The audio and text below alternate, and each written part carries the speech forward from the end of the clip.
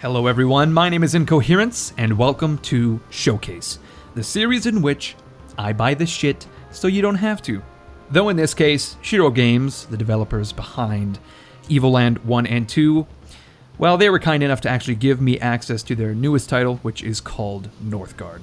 Personally, I find Northgard difficult to describe. It's part RTS, part 4X, part survival game, which we'll see in a moment. There is one thing I know for certain, that it's 100% Viking murder simulator. I mean, to win the game, you don't actually need to murder other Vikings. You can trade with them, but the problem is that if you don't murder other Vikings, it's very easy for them to come in and murder you, essentially. So I'm getting off the rails here. What we need to do is, right before we jump into the gameplay, I just want to mention a few things. So this hasn't been released yet. It will be released onto Steam Early Access on Wednesday, the 22nd of February, 2017. When it hits Steam Early Access, it will cost $20 US, 20 euro or 16 pounds. If you live anywhere that doesn't use those currency, it will be pegged to the US dollar. So you will essentially be paying $20 US, depending how Steam generates the price. I'm not sure. You may get hosed if you're like in Australia or something. I don't know. Yeah, let's just hop right in here. So, first things first, options menu. Very basic options menu. Nothing sticks out as particularly worrisome. There are very few graphics options, but that's just fine because I don't think this is a particularly demanding game. You have your sound options, control options. It's a very simple and precise menu, and that's all you really need. Now, you can see here that campaign and multiplayer are grayed out. Currently in this build, all you can do is fight a skirmish against AI clans. Upon full release, there will be a campaign. There will be some form of multiplayer. I think Shiro Games is estimating around 2 to 6 months from when it hits Steam Early Access until it reaches full completion.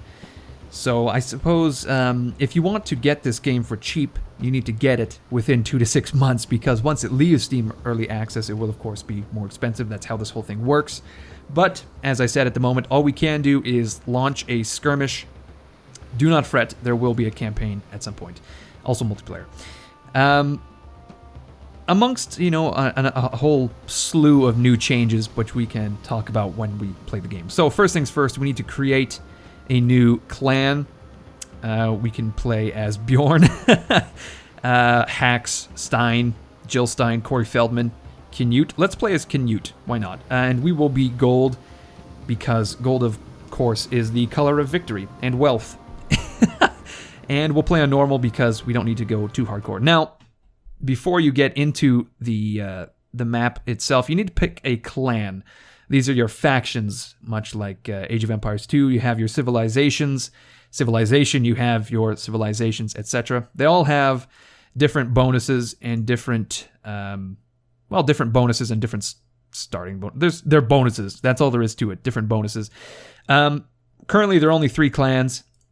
Eventually, there will be more.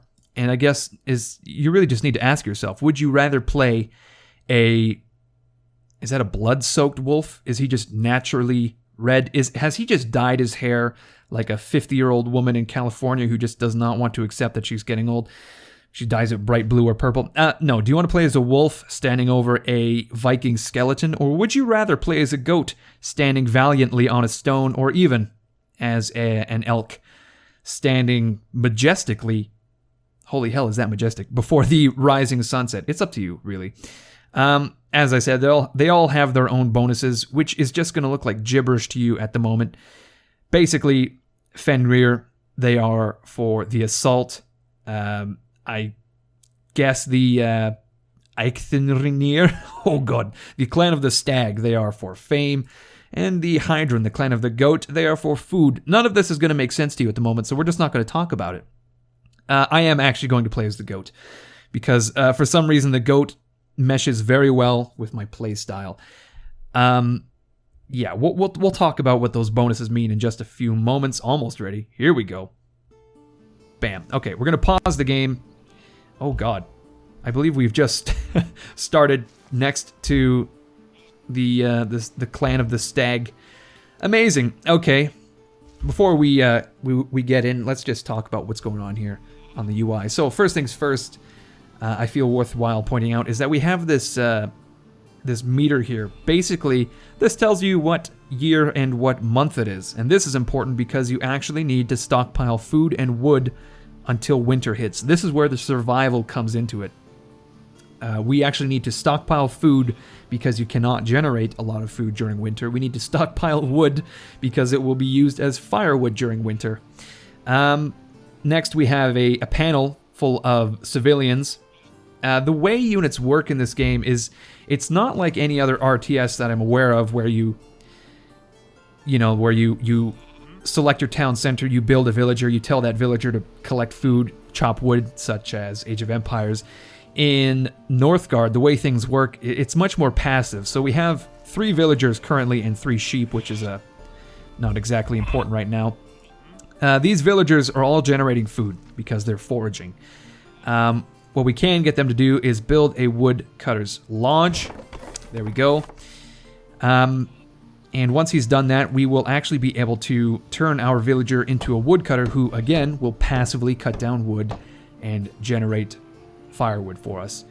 Again, we don't even recruit the villagers. They are just passively generated by the town hall. A lot of the economy in this game is very passive. You just generate the villagers, assign them roles, and away they go, doing their thing. Much like in real life, you don't have to micromanage your villagers to chop down specific trees.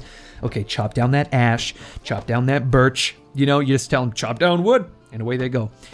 The only thing you really actively control are maybe your scouts to a degree and your military, which is really how it should be. So, we've just built a woodcutter's lodge. Currently, 0 of 2 woodcutters. Let's assign one. Shazam!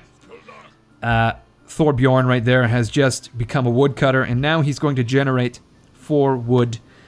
I don't really know what that is, per day, per month, who knows. Yeah, and this is really how the economy works. We're just going to passively generate some wood. We're going to build a house to passively generate villagers. Currently, we're capped at 5 villagers, so we need a house to increase that cap, which will then allow us to, have more villagers generated by the town hall. Let's see, what else do we have here? We have our food, of course, which we are currently generating by foraging. We've got our wood. We also have crowns, which is the currency of the game.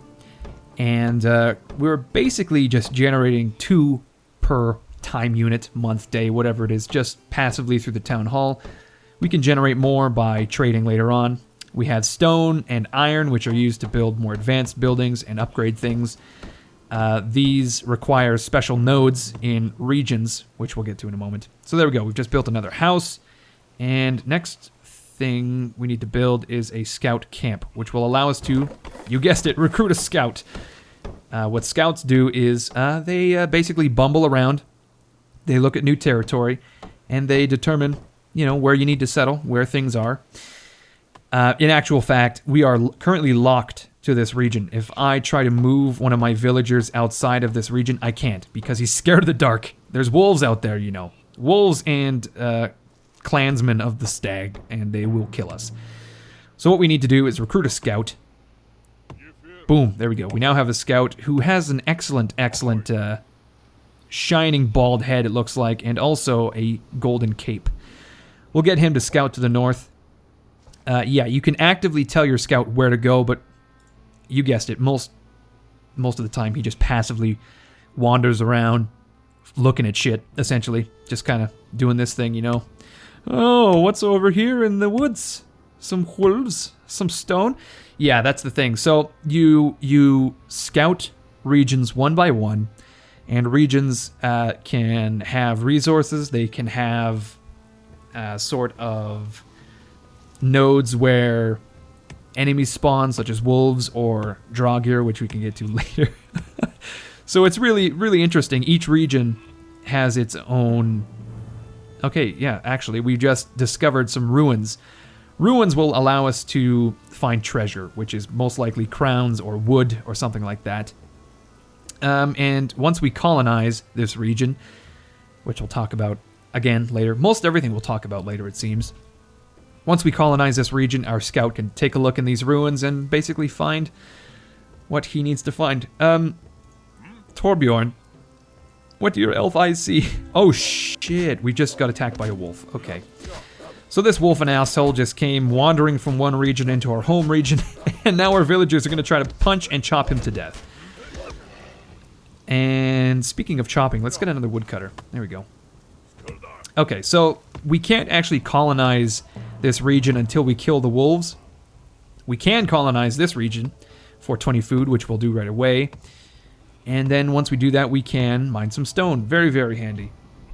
One of the reasons to colonize new regions is that each region actually has a cap on the amount of buildings you can build. So if, you know, very, very logical. If you want to expand your clan's territory, you actually need to claim new territory. So we've got a node of stone. We'll build a mine, get some miners going. Very good. What else do we need to talk about? So there's actually 2 additional currencies and resources in addition to these ones here. There is lore, which essentially is your currency used to research new technologies such as sharp axes, weaponsmith. Another currency is fame, which you gain by basically slaughtering wolves and conquering other tribes, rather clans, I suppose. And you use fame to increase your title, which is not exactly useful in and of itself, I don't think. It may prevent you from building advanced buildings. I'm not sure. What I do know, though, is that you require certain amounts of fame to unlock some of your bonuses. And we'll probably, again, talk about that later. So we've just built our mine. We'll get a miner up and running. Maybe another one. How much food do we have? Yeah, we have more than enough food. And we could probably, as well, build another house in this new territory. Shazam. There we go.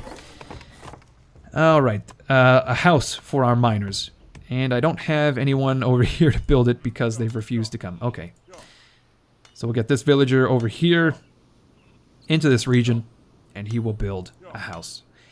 Okay, so we've scouted this region. It's currently being colonized by the Clan of the Stag, it seems. Yeah, they've just done it. Okay, so they've got some ruins, and they've also got a rune stone, which will allow them to produce lore. Oh, Asger. Asger is the leader of the Stag clan. Okay. We've just scouted a new region, which has a forest, increasing our wood production, and also an iron deposit. Wonderful. We don't particularly need iron right away. It's just used to expand, or rather upgrade your buildings. So the first thing I'm noticing here is that we have a very small surplus of food. We're going to need 4 villagers to generate all the food we need. Unfortunately, we are also going to need we're going to need a military pretty quickly because these the Stag clan is going to box us in pretty quickly. So I've just built a sheepfold, which is basically where we can pen up all of our sheep, and they will, again, passively generate food for us. Very, very good. We are neutral with the Stag clan. Interesting. I think before we go further, I should point out that there are actually multiple ways to win. We can win by dominating, by destroying the other clans. We can win via the collection of fame, which is closely tied with combat. We can win via trade, which would be a... You essentially need to be quite pleasant to all the other clans to trade with them. And we can also win through wisdom, which would be the generation of lore.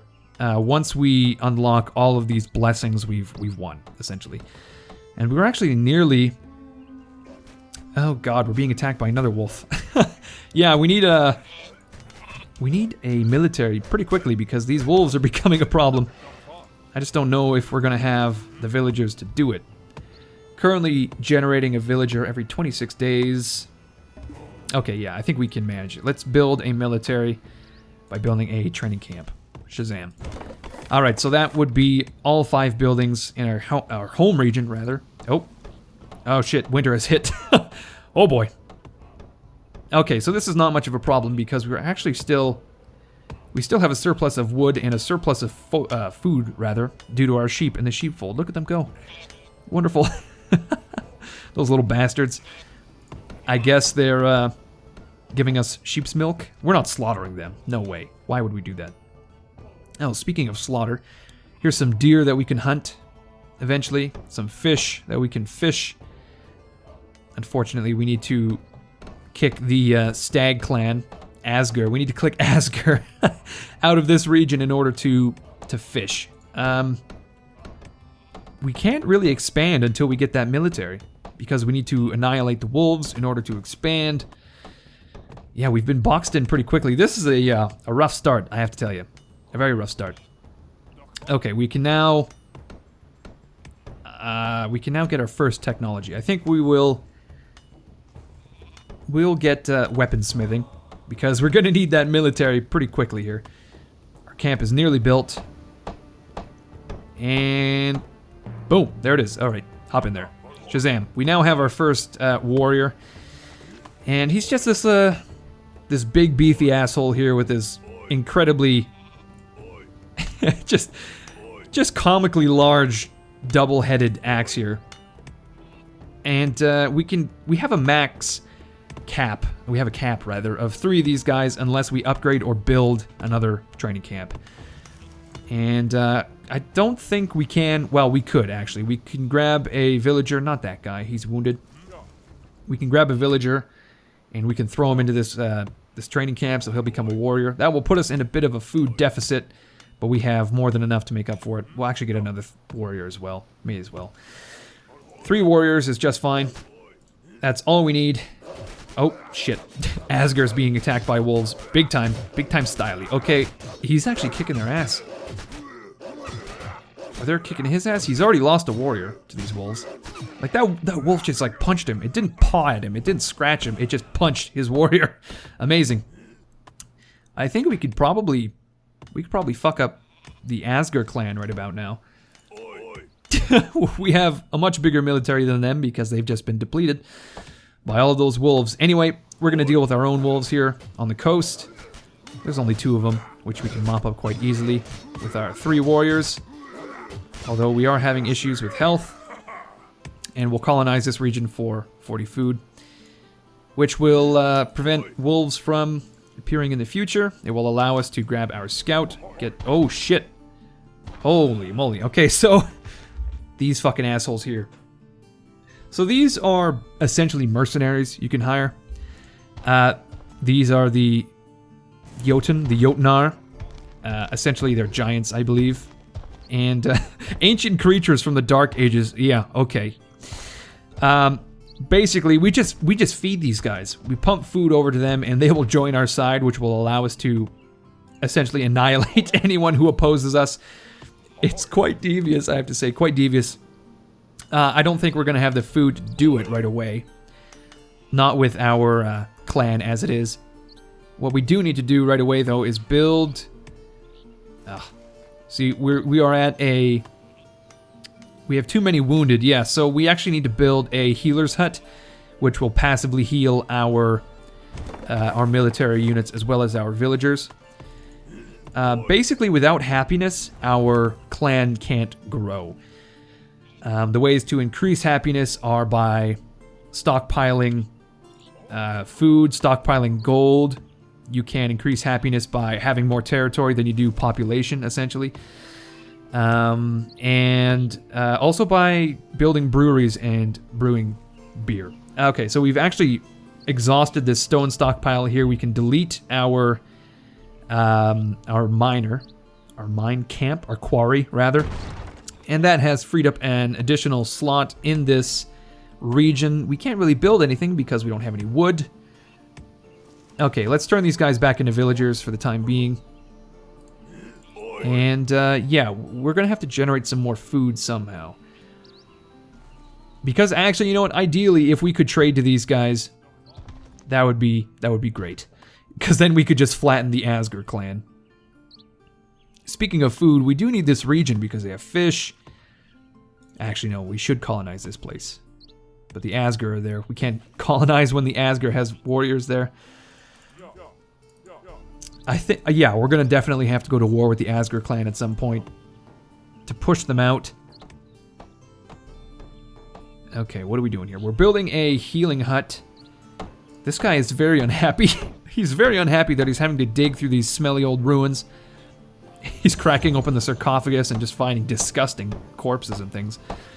It's really unnatural. No, he's unhappy, I believe, because a lot of people are wounded, which is why we're building the healer's hut. We've just gained some lore, rather, from those ruins, which will allow us to actually build, my god, which will allow us to research advanced medicine, which may be a unique tech to the Goat Clan. I believe that's what that symbol means. And now we can turn this villager into a healer. Shazam, and away he goes. He's got his staff ready. He's going to go pick some herbs, and he's going to heal all of our troops. He's currently healing a warrior, and then eventually I believe he will heal our villagers, and then he will just kind of sit around not doing anything, because that's what he does. Oh god, we're very unhappy because people are wounded. Oh, look at this. We actually have an event. So apparently this winter is going to be very, very cold.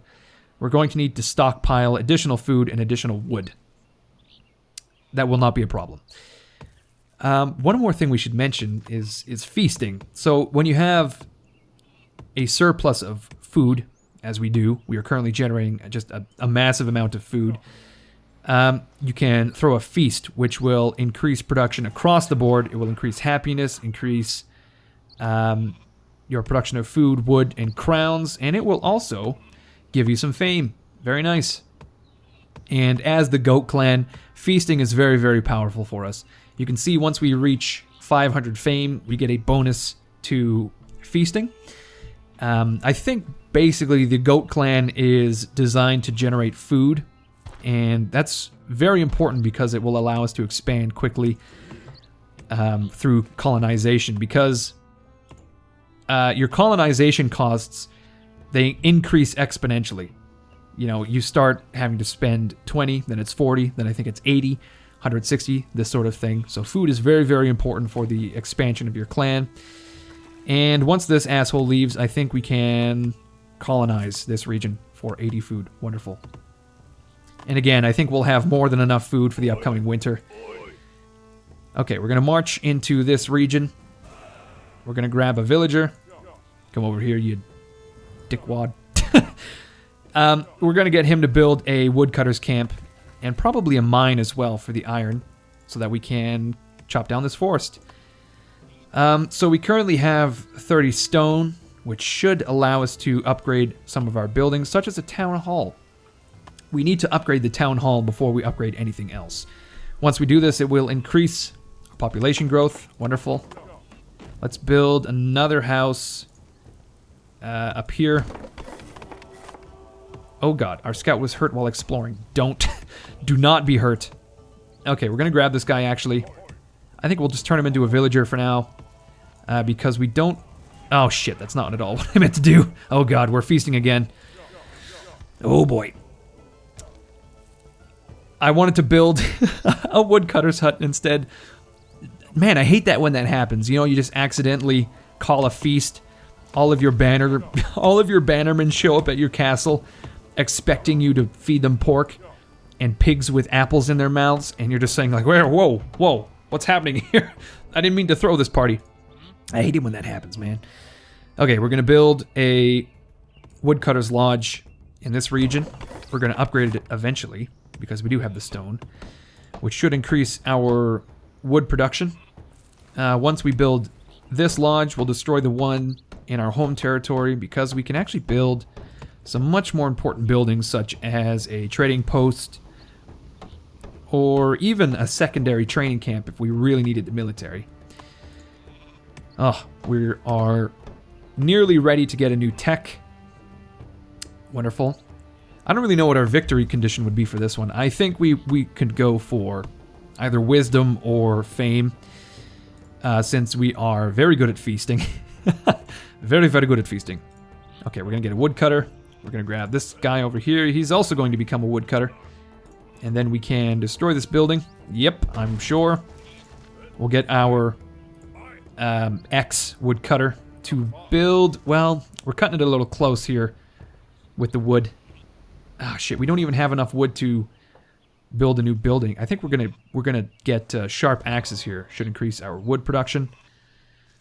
Okay, we can upgrade this woodcutter's lodge, which would allow us an additional woodcutter and some more production. There we go. It's gonna cost some gold and some stone. Why are we unhappy? Because we don't have enough regions for a population. Okay, that's quite unfortunate. We're gonna have to deal with that at some point. For now, we'll get another woodcutter and build. I really want to build a trading post. So we could potentially, or a food silo would be very helpful. I think we're gonna have to stockpile our wood for the time being. Who's dying? I just hear people dying, and I worry. Should we raid the Asgard clan? I think so. Let's go. Let's show some combat. Boom. Okay, so our 3 warriors are just chopping away at these fishermen here. And boom, there's the warrior. Okay, we're gonna have to stack up on this warrior here, kill him, turn around, deal with these villagers. Oh boy. I'm having trouble selecting this guy. Okay. I'm gonna have to do a bit of intense micro here. Oh man, we've got a one-on-one between my warrior and their healer. Boom. Okay, we've just killed all of their units. And basically, we can capture this region by forcing them out and then just maintaining control until this timer goes down, at which point I think it will become neutral. All of their buildings will burn, and we can colonize it if we wish. But I think we'll just burn their buildings for the time being. We're going to have to return to our territory very quickly in order to heal. Yeah, okay. Let's kill this guy. Can we kill this guy, or is he going to kill one of our warriors? I think he'll kill my warrior if I'm not careful. Oh boy. Flee. Flee for your lives, in the words of Denethor. Okay, we are going to conquer this region, return home, get a bit of healing going on, and that will be just wonderful. We actually have 2 healers not doing shit, except generating food. Should we feast in the winter? Does that sound like a good idea? Yup. Boom. Okay, we are now Thane. Has that unlocked? That has unlocked feasting. Okay. Very wonderful. So that increases our production bonuses for feasting. Yeah, we just always want to be feasting because we're the goat clan. You know what I'm saying? The goats are all about all about feasting. Okay, let's return home. Oh shit, yeah, we're burning their buildings. Get fucked, Asgard. It's gonna cost 120 food to colonize this region, which I think we could do. And man, we had such a surplus of food. Not even a worry at all. Eventually, we're gonna have to get some crowns so we can upgrade our sheepfold, because currently we have a 3rd sheep not doing anything. He's just sitting there. Although he is reducing our need for firewood. Wonderful. Okay, let us build a trading post in our home region. There we go, in the capital. And then we can get some merchants, which will generate some crowns. Wonderful. Okay, we're actually we're having some troubles with food now due to the blizzard. And I think his buildings are nearly burned. Wonderful. All right, guys, this has been roughly half an hour of gameplay. We're going through a rough winter at the moment, but I'm fairly certain that we can survive it without a worry at all. We do have to deal with our happiness at some point, which will involve colonizing a region. I'm pretty sure this one would be good so that we can start fishing. Or even... No, we'll colonize this region for the hunting and the sheep. We can build another sheepfold. That would be great. All right, guys. I hope you enjoyed Northgard. It looks very, very interesting at the moment. I'm excited to see what they do with the campaign. I feel like the campaign would be just full of all sorts of mythical hijinks. I remember I saw a dragon in one of their screenshots. Oh god, we can't pay the upkeep. Oh boy. Okay, well this is a problem. This is a new problem for me. We're gonna need to... Stuff is starting to burn because it's been... It's been sabotaged by people who are unhappy because they're not getting paid. Good lord, start trading. Trade right away. Are we being attacked? By wolves. Good lord. Did we lose? We lost a warrior. Okay, guys. I'm getting off track here. It's just so fun. It's a good game. Like I said, I hope you guys enjoyed this. Keep an eye on it, because I certainly will be. If you guys want to see more of this game, be sure to leave a like, be sure to leave a comment, and I can certainly accommodate that. Anyway, as I said, this has been Showcase. My name is Incoherence. This is a wonderful game called Northgard by Shiro Games. And yeah, I will see you guys all later. Thanks for watching.